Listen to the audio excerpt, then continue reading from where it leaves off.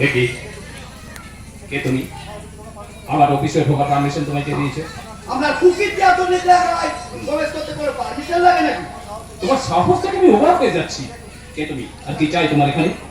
আমি শ্রমিক নেতা প্রভাত রায় ভাই পঙ্কজ রায়। আচ্ছা। আর কি চাই? হ্যাঁ। চাই আমার বড় ছেলে বিশাল সেন শর্মাকে। বলুন সে কোথায়? আদার ব্যাপারে ওই জাহাজের খবর নিয়ে তোমার লাভ?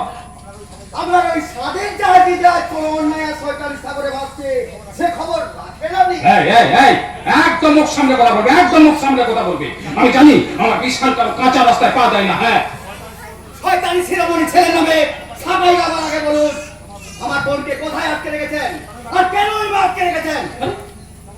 আরে দাঁড়াও, দাঁড়াও, দাঁড়াও, দাঁড়াও, দাঁড়াও, দাঁড়াও। আমি তো ভাবলাম তোমার দাদার কারখানা বন্ধ, তাই না খেতে পেয়ে তুমি পেটের জ্বালায় চিৎকার করছো। কিন্তু ভাই তোমার বোন সে তো আমারও বোন। কি হয়েছে ভাই তোমার বোনের? হ্যাঁ, আপনার ওই ছেলে বিশাল সেন শর্মা হ্যাঁ।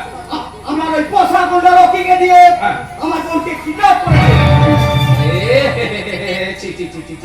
তুমি কালিশটা করার জায়গা তুলে নে ভাই। শেষে আমাদের মতো দেবতুল্য মানুষের গায়ে কলিকা কারটা মোটেই ভালো নয়।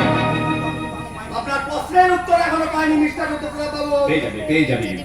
তোমার দাদাকে ধর্মঘট তুলে নিতে বলো, তাহলে তোমার বোনকে তোমরা পেয়ে যাবে। তার মানে মানে তোমার দাদা কারখানা ধর্মঘট করিয়ে মেজাজের ঘরে বসে আছে। তাই হয়তো দেখো কোনো শ্রমিক ক্ষিপ্ত হয়ে তোমার বোনকে কিডন্যাপ করে নিয়ে গেছে। তোমার দাদা ধর্মঘট তুলে নিলে সেই বোনকে তোমার ছোট ছোট ছোট করে তোমার বাড়িতে পৌঁছে দিই। না আপনি মিথ্যা কথা বলে প্রতারণা করতে চাইছেন। শ্রমিকরা আমার মতো চরিত্রহীন লম্পট নয়। হ্যাঁ, শ্রমিকরা কে কেমন সেটা তোমার দাদাই ভালো বোঝে। তাই তোমার দাদাকে তুমি পাঠিয়ে দিও, আমি তোমার দাদার সঙ্গে কথা বলবো। বেশ আমি চলেই যাচ্ছি। তবে যাওয়ার সময় একটা কথা বলে যাচ্ছি উত্তরপ্রতাপ বাবু, কি? যদি আমার বোনকে খুঁজে পাই তো ভালো, নইলে আমার বোনের জন্য যদি কোনো ক্ষতি হয় তাহলে আমার ওই লোভের সংসার আমি জ্বালিয়ে পুড়িয়ে ছাড়খার করে দেব। তখন ওই কোটি কোটি টাকার বিনিময়ে আপনার ওই সর্বনাশ রোধ করতে পারবেন না। কথাটা মনে রাখবেন।